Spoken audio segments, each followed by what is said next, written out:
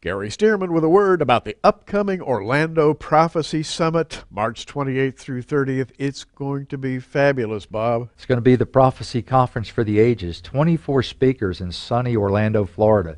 The sunshine, the beaches, Disney World, Universal Studios, the Holy Land theme park, and 24 incredible speakers. Like Chuck Missler, Bill Salas, L.A. Marzulli, and, by the way, Mark Biltz. Don't forget Mark Biltz. 2 weeks before the Blood Moons hit Israel, Mark Biltz is going to be speaking at our conference.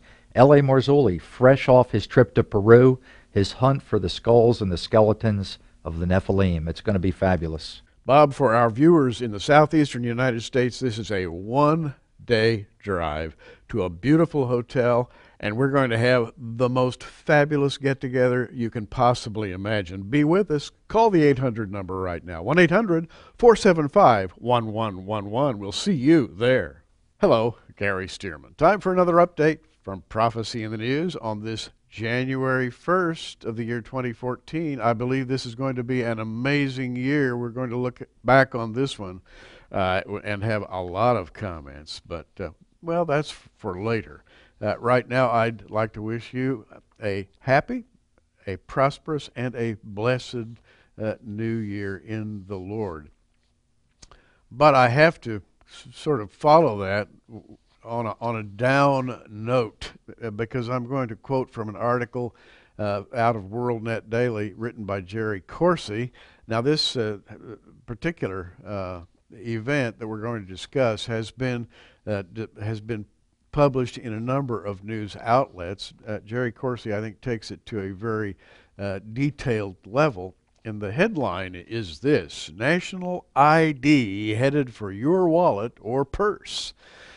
Well, you knew it was coming. You knew it had to come. But here's the article. Just as you were wrapping your mind around the idea that under Obamacare and the accompanying changes in the healthcare system, your medical records will be floating around in some online repository available to far too many people, you're being told that you'll soon have a national identity card and a Western Hemisphere compliant travel document, whether you want it or not, if you plan to drive in the United States.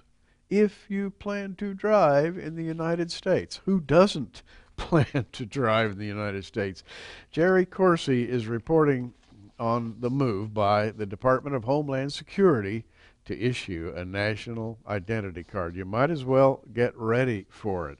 Paragraph 2, the federal government says it soon will be enforcing its demands that a state-issued driver's license and ID card comply with the Department of Homeland Security's standards. DHS announced just before Christmas of 2013 a final schedule for full enforcement of what's called the Real ID Act of 2005. So this thing goes all the way back to the year 2005. DHS, of course, Department of Homeland Security is busy, busy, busy.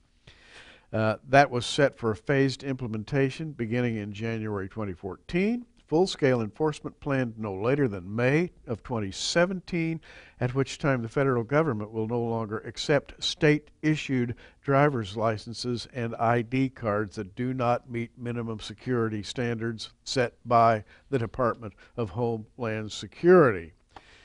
Wow.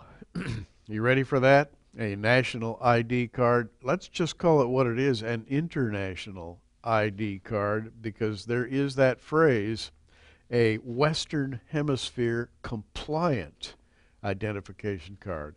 Well, if it's Western Hemisphere compliant, it's world compliant. It is basically part of a global system that we are just now seeing on the horizon. And Jerry Corsi then, and I'm going to quote him here, writes, I think, the thought that we all have at this point. He says, for many Americans, the full implementation of the Real ID Act is certain to trigger unfortunate memories of World War II and the modus operandi of fascist totalitarian states where travelers and ordinary citizens on the street are stopped by the authorities and it is demanded of them, your papers, please. And we've all seen those movies. Do you have those movies? Do you have your papers?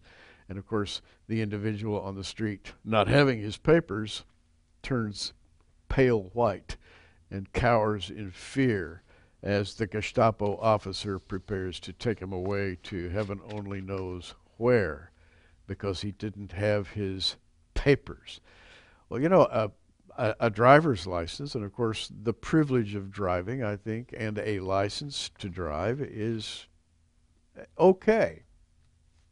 But that's a far cry from a Western Hemisphere compliant universal ID card. And by the way, who's going to stop you for speeding? Will it be your local Officer Smith who catches you going through a school zone at 40 miles per hour? Or will it be an agent from the federal government who catches you going through that same school zone at 40 miles per hour and demands that you be examined all the way back to the federal level, including your income tax records, your licensure, your various legal statuses that are given you by the state or awarded to you by the state for passing certain minimum requirements in your job. In other words, all your records are going to be tied to the new, and I'm going to use the phrase again, Western Hemisphere compliant travel document. Wow. And further, just think about this, the driver's license and IDs issued by the states will have to meet the stringent requirements of the federal government. In other words, state standards will be brushed aside, federal standards will be implemented. I have to ask, who knows what those federal standards are? Well, if you're a Christian, and if you've read the Bible, I know what you're thinking right now. You've jumped way ahead of me to the book of Revelation. And we have here in Revelation chapter 13, the rise of the beast out of the earth. Verse 16, and he causeth all, both small and great, rich and poor, and free and bond, to receive a mark in their right hand or their foreheads, that no man might buy or sell save that he had the mark or the name of the beast or the number of his name. And here is wisdom. Let him that hath understanding count the number of the beast, for it is the number of a man, and his number is 600, 66. And of course, we've all read these words 100 times, and we've all talked about the mark of the beast and what it might be. In my opinion, it is a number of things, but it begins by being an international identification system. And I said international. I really believe that though we're now talking about Western Hemisphere compliancy through the Department of Homeland Security, and of course it's all done in the name of safety to keep those nasty terrorists at bay, but a Western Hemisphere compliancy implies global compliance. And that's exactly what we have, the mark of the beast. Now, the mark of the beast may do many, many things. It is the ultimate branding by statists to control the citizenry. We find ourselves in a world rapidly plummeting to the left. Political leftism, liberalism, some call it progressivism. It comes out of the Hegelian dialect. It comes out of communism under Marx, Karl Marx and George Friedrich Engels, and it's that old theory of thesis, that is a better world, antithesis, that is revolution, and synthesis, the new world order. And it is basically religious, and it is political, and it is economic.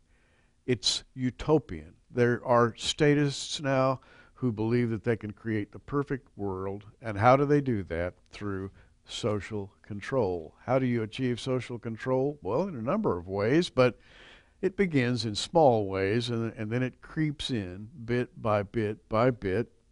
And now we have this, and I want to quote again, Western Hemisphere compliant travel document that you'll be required to carry. All I can say is, even so, come soon, Lord Jesus. Hey, in this new year, 2014, be blessed in the Lord and keep looking up.